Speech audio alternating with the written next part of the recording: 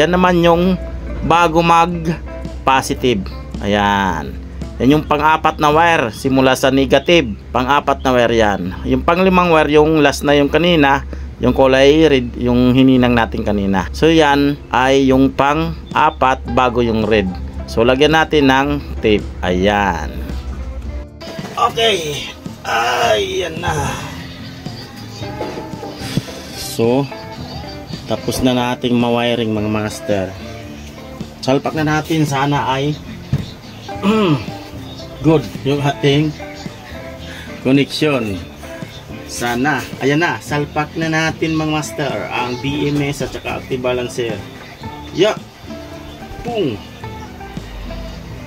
Ayun. Umilaw na yung active balancer. Ayan, umilaw na. So goods yung ating connection. Yung BMS naman. So bago natin i-connect to mga master, yan, bago natin i-connect to yung kanyang B-. Ayan, dito yan mga master.